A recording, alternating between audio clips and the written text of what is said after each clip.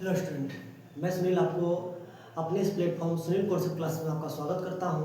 और मैं आप लोगों के लिए एक क्लास 8 का एक नए अध्याय के साथ हाजिर हुआ हूं। और मैं इस अध्याय को पूरा कराने से पहले मैं आप लोगों को जानकारी दे देना चाहता हूं कि अगर आप मेरे चैनल पर नए हैं तो मेरे चैनल को जरूर आप लोग सब्सक्राइब कर लें और बेल आइकन को दबा लें, ताकि आप लोगों को क्लास 8, क्लास 9 और क्लास 10 से जुड़ी हुई वीडियो आप लोगों को मिलता रहे, ताकि आप लोगों को झारखंड बोर्ड के एग्जाम में आप लोगों को महत्वपूर्ण भूमिका अदा हो पाए। तो चलिए हम लोग स्टार्ट करते हैं। आज का हम लोग जो चैप्टर है क्लास 7 का, ये क्लास 8 का वो अध्याय है हम लोग का 7.1 का।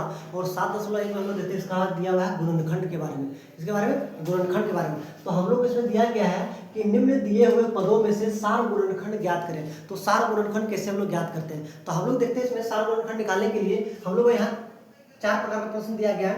इसमें हम लोग पहला प्रश्न को सॉल्व करते हैं। इसमें दिया गया हम लोग को 5x और फिर दूसरा दिया गया हम लोग को 15। दो तरह का हम लोग को प्रश्न दिया गया। इसमें हम लोग देखते हैं कि 5x को अगर तोड़ते हैं तो 5 × x टूट गया। इसमें जब तोड़ते हैं 15 को तो 15 किसमें टूटेगा, तो हम लोग जानते हैं 15 को तोड़ने के लिए 2 का टेबल में चलेगा, 15 नहीं चलता है तो हम लोग किस टेबल में चलाएंगे 3 का टेबल में, 3 का टेबल में 5 बार चलेगा और 5 का टेबल में 1 बार में चलेगा, यानी कि 3 × 5 × 1 आएगा।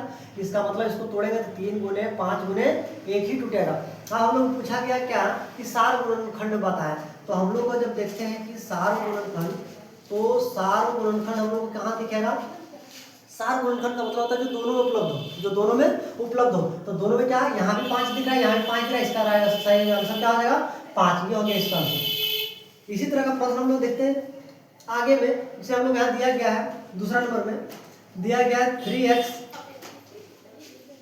और दिया गया 6x²। अगर हम लोग देखते हैं 3x को यहाँ लिखते हैं और 6x² को लिखते हैं, तो 3x को जब हम लोग तोड़ते हैं तो 3 × x में टूटेगा, और जब 6x² को तोड़ते हैं तो 6 टूटेगा, यानी 6 को तोड़ते हैं 2 का टेबल में 3 बार में, यानी कि हम लोग होगा 2 × 3 × x पर पावर 2 है। इसका मतलब x के बार रहेगा 2 बार रहेगा। तब जब हम लोग बोलते हैं जब इसका सार गुणन निकालेंगे, सार गुणनखंड जब ज्ञात करेंगे तो हम लोग को देखते हैं दोनों में क्या कॉमन मिल रहा है। तो यहाँ हम लोग को देखें, यहाँ 3 कॉमन मिल रहा है, यहाँ भी 3 कॉमन मिल रहा है, यहाँ 1 तो x मिल रहा है, यहाँ भी 1 तो x मिल रहा है। जो दोनों में मिलेगा उसको सार गुणनखंड कहते हैं। इसको हम लिखेंगे 3 × x।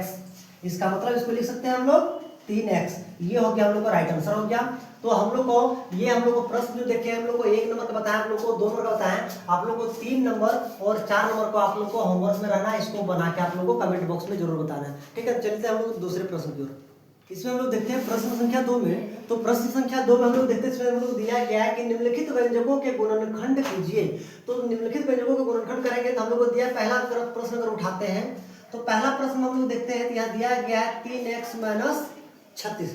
अगर 3x - 36 हम लोग को दिया गया है तो इसको कैसे हम लोग गुणनखंड करें, कैसे तोड़े। तो हम लोग देखते हैं इसमें तोड़ने के लिए सबसे पहले देखते हैं कि हम लोग को इसमें दोनों में से कॉमन क्या दिख रहा है। अगर दोनों में से कॉमन देखते हैं तो यहाँ भी 3 दिख रहा है, 3 को कॉमन ले, क्योंकि यहाँ भी 3 है, यहाँ भी 3 है।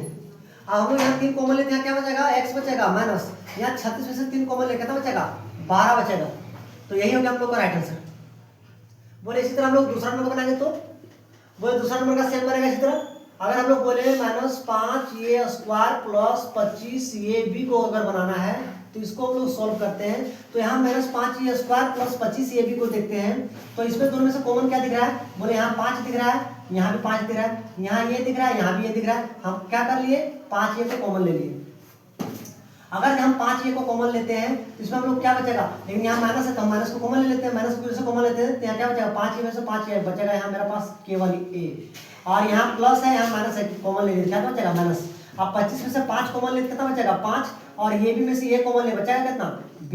ये हो गया हम लोग का राइट आंसर। इस तरह का प्रश्न को आराम से आप लोग सॉल्व कर सकते हैं। इसमें हम लोग अगर बताना हो इसमें हम लोग क्या कर सकते हैं, इसमें जो अलग है तो हम लोग इसको ले लेते हैं। मान के चलिए आप लोगों को 7 नंबर का बताते हैं। यहाँ दिया गया कि d² QR + q² + q² rp + r² pq को दिया गया। इसको कैसे सॉल्व करते हैं, इसमें हम लोग देखते हैं कि यहाँ हम लोग को p है pqr, यहाँ भी qpr, यहाँ भी rpq है, लेकिन pqr तो तीनों में दिख रहा है, तो हम लोग pqr को कॉमन ले लेते हैं। आज जैसे pqr को कॉमन लेंगे, यहाँ pqr में से pqr कॉमन आ गया, क्या बचा यहाँ p 2 ठो था, एक p कॉमन आया था, एक तो p बचेगा प्लस qr तो कॉमन आ गया। यहाँ देखते हैं क्यू स्क्वायर आर पी है, तो पी यहाँ है, क्यू यहाँ है, आर भी यहाँ है, लेकिन यहाँ क्यू 2 है, एक तो क्यू अंदर आ जाएगा, प्लस यहाँ आर स्क्वायर पी क्यू है। इसमें देखते हैं कि पी क्यू आर तो यहाँ है, पी क्यू आर तो यहाँ है, लेकिन आर यहाँ 2 है, इसलिए आर एक यहाँ बच गया। तो ये हो गया इसका राइट आंसर। पूरा इजी प्रश्न है, आराम से सोल्व किया जा सकता है। इसीलिए इसका हम लोग का क्वेश्चन नंबर 3, क्वेश्चन नंबर 4 और क्वेश्चन नंबर 5, क्वेश्चन नंबर 6 ये रह गया आप लोग का होमवर्क। देखते हैं प्रश्न संख्या 3 को, और इस अध्याय का सबसे अंतिम प्रश्न है। इसमें दिया गया गुणनखंड कीजिए। गुणनखंड करिए तो हम लोग पहला नंबर का देखते हैं। इसमें दिया गया है X square minus A X minus B X plus A B दिया गया है। इसको गुणनखंड कैसे करेंगे? तो हम लोग देखते हैं इसमें एक पद, दो पद, तीन पद, चार पद में बना हुआ है। इसका मतलब दो का जोड़ा हम लोग ले सकते हैं। अगर दो का जोड़ा लेते हैं, तीन दो का जोड़ा में देखते हैं, इस सब दो का जोड़ा में देखेंगे, इस सब दो का जोड़ा में देखेंगे कॉमन क्या आ रहा है। तो हम लोग देखते हैं इस सब दोनों का जोड़ा में देखते हैं, यहाँ एक्स स्क्वायर है, यहाँ ए एक्स है, तो कॉमन क्या आया? एक्स कॉमन आ गया। आप एक्स जिसे कॉमन लिए तो एक्स स्क्वायर में से एक्स कॉमन लिए कितना बचेगा? एक्स बचेगा। माइनस माइनस ये एक्स में से एक्स कॉमन ले क्या बचेगा? ये हो गया। आप इस सब दोनों में से देखते हैं क्या कॉमन ले, इस सब दोनों में देखते हैं यहाँ बी है, यहाँ भी बी है, तो हम लोग ले लिए बी को कॉमन ले लिए। लेकिन यहाँ अंदर में प्लस है, यहाँ माइनस क्या लिए? माइनस कॉमन ले लिए। तो हम लोग देखते हैं बी एक्स में से बी कॉमन ले बचेगा कितना? एक्स। ये माइनस प्लस माइनस, यहाँ ए बी में से बी कॉमन ले क्या बचेगा? ये।